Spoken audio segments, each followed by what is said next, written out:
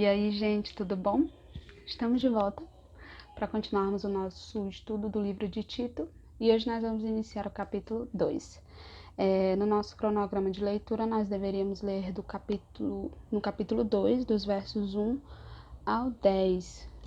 Em algumas Bíblias, o título vai ser Orientações de Tito e à Igreja. Diz assim, vamos ler juntos. Tu, porém, prega o que está em harmonia com a sã doutrina. Encoraja os mais velhos para que sejam equilibrados, respeitáveis, sensatos, sadios na fé, no amor e na perseverança. Semelhantemente, ensina as mulheres maduras a serem reverentes quanto a seu estilo de vida, não caluniadoras, não viciadas em muito vinho, mas capazes de ensinar o que é bom. Dessa forma, estarão aptas para orientar as mulheres mais jovens a amarem os seus maridos e filhos, a serem equilibradas, puras, dedicadas aos seus lares e a cultivarem um bom coração, submissas a seus maridos, a fim de que a palavra de Deus não seja difamada. Exorta de igual modo os jovens para que tenham bom senso, que teu modo de agir seja exemplar em tudo. Na teologia, mostra integridade e sobriedade, linguagem sadia e irrepreensível para que todo inimigo seja envergonhado, não tendo razão para falar mal de nós. Instrui os escravos a se submeterem em tudo aos seus senhores, a tomarem a iniciativa de agradar-lhes, a não serem respondões e a não furtá-los. Pelo contrário, a demonstrarem que são completamente dignos de confiança, a fim de que todos observem o esplendor da doutrina de Deus, nosso Salvador. O capítulo anterior do livro de Tito, como nós vimos nos vídeos passados, dizia respeito às orientações para a escolha dos presbíteros, dos pastores, dos ministros. Nesse capítulo 2, nós teremos agora a orientação para a igreja como um todo, para os outros membros da igreja. Se eu desse um título, já dando um título a essa mensagem, digamos assim, eu diria que aqui nós estamos estabelecendo uma igreja curada. Por quê? Porque nós vemos uma lista de características de como cada uma dessas esferas de pessoas deveria ser. O versículo 1 do capítulo 2 já começa com um porém. Tu, porém. Ou seja, nós começamos aqui o capítulo com uma contraposição, com uma conjunção que traz essa ideia de oposição. Oposição a quê?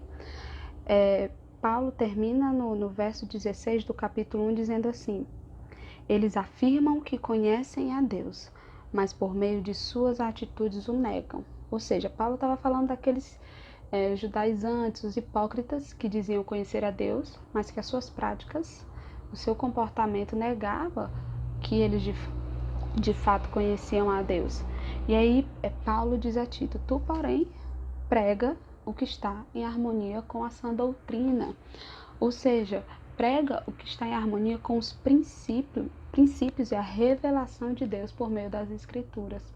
Prega a verdade do Evangelho. E aí, Paulo vai dar uma lista de práticas que revelam a verdade do Evangelho. E o que é essa sã doutrina? A sã doutrina é a revelação de Deus por meio das Escrituras. É o Evangelho sadio, é o Evangelho curado, é o Evangelho verdadeiro. E por que dentro desse contexto que nós vimos cheio de tantas heresias, de tantos ensinos errôneos, por que é tão importante você se apegar à sã doutrina? Porque a sã doutrina, ela expõe o falso ensino, ela expõe a falsa profissão de fé, porque a palavra de Deus, ela é o quê? Ela é luz.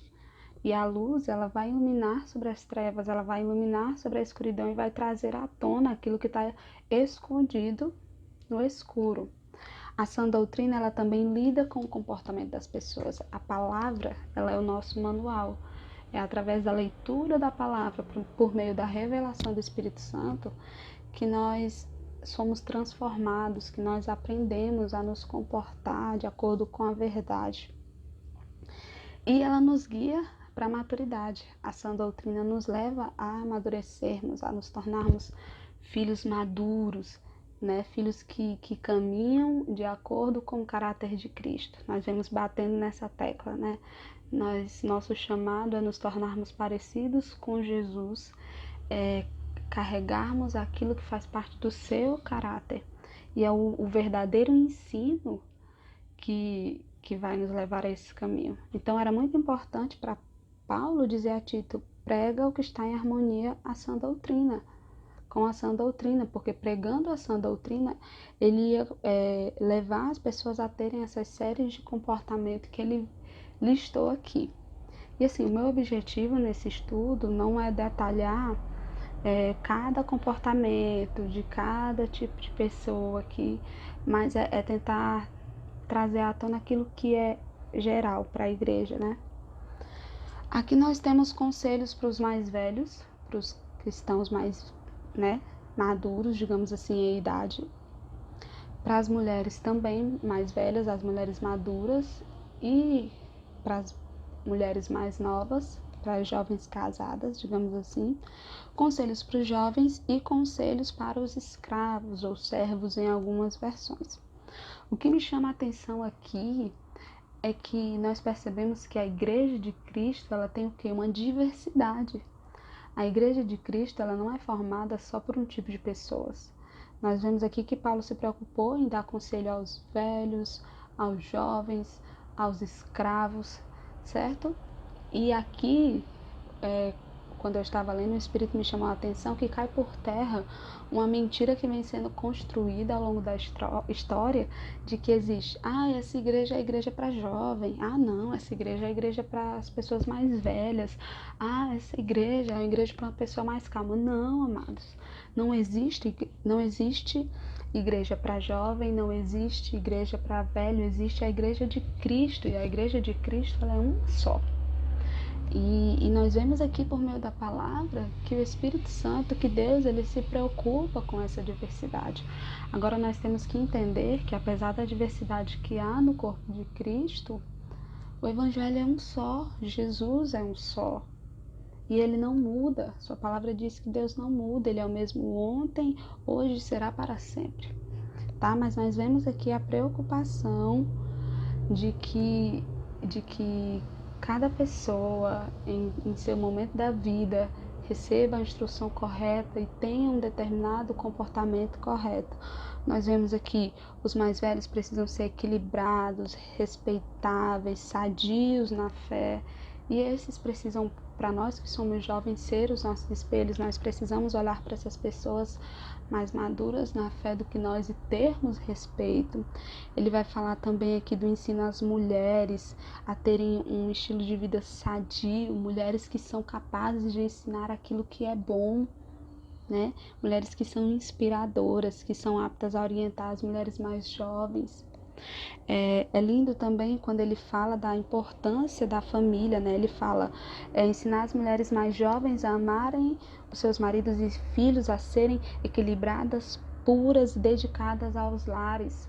Tá? A importância da família, da construção do lar, para quê? Para que a palavra de Deus não seja difamada. A família ela é uma célula do corpo de Cristo. E quando nós temos o nosso comportamento sadio, transformado de acordo com a palavra, a nossa família se torna sadia e a palavra de Deus ela não é difamada. O que eu vejo aqui? Nós temos um ensino para a igreja como um todo, e Paulo tendo uma preocupação com o corpo. Eu trouxe aqui pra gente esse livro, Enraizado, é um livro que me marcou muito, do pastor Ben Lipscher, não sei se é assim que pronuncia, e ele tem um capítulo sobre a unidade, e eu quero ler com você alguns trechos que ele colocou aqui, porque eu acredito que Paulo, nesse capítulo 2, nesses primeiros 10 versículos, vai trazer muito essa unidade, porque ele não se preocupou em ensinar só os líderes da igreja. Não são só os líderes da igreja que precisam ser curados e sarados, mas a igreja como um todo. Eu vou ler para você aqui 1 Coríntios 12, 25 ao 27, na versão A Mensagem, tá? Só para ficar bem claro. O modelo pelo qual Deus formou o corpo humano é um modelo que nos ajuda a entender nossa vida comunitária na igreja. Cada parte depende da outra. As partes que mencionamos e as que não mencionamos, as partes que vemos e as que não vemos. Se uma parte se fere, todas as outras partes estão envolvidas. Se uma parte vai bem, todas as outras desfrutam esse bem-estar. Vocês são o corpo de Cristo. É o que vocês são, jamais se esqueçam disso. Só depois que vocês reconhecem que participam desse corpo é que a parte de vocês adquire algum significado. E aí esse trecho do versículo nessa versão, a mensagem me chama muita atenção, né? Só depois que vocês reconhecem que participam desse corpo, a Igreja de Cristo, é que a parte de vocês adquire algum significado. E aqui, meu irmão, nós vemos isso. Os mais velhos ensinando aos mais jovens, as mulheres mais maduras ensinando as mulheres mais jovens, e os jovens agindo com bom senso. E ele fala aqui a Tito, no verso 7, que teu modo de agir seja exemplar em tudo. Nós precisamos entender que nós somos um corpo. E quando nós entendemos que fazemos parte do corpo, a nossa função ela tem muito mais sentido. E aqui no livro, o autor vai dizer assim: nós nunca estaremos na plenitude do que somos em Cristo, explica Paulo, até que abracemos a realidade de que somos membros uns dos outros, porque Cristo nos fez um com Ele. Cristo é o cabeça da igreja, e nós somos um com Cristo. E não se trata de ser apenas sobre mim, mas se trata do corpo.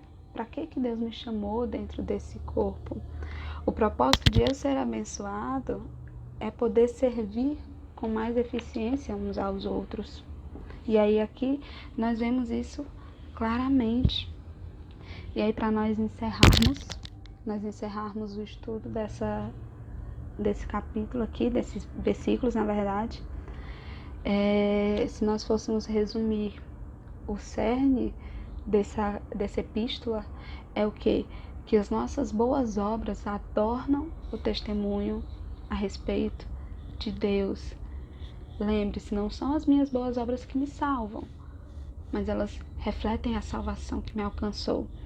E no final do versículo 10 ele diz, vou ler o versículo 10 todo.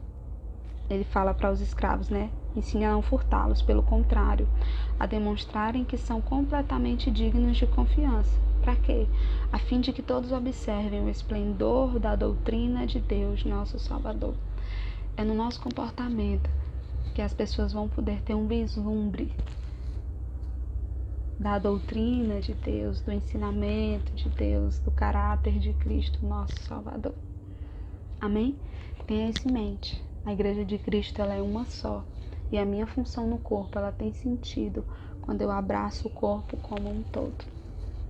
Amém? Deus te abençoe e até a próxima.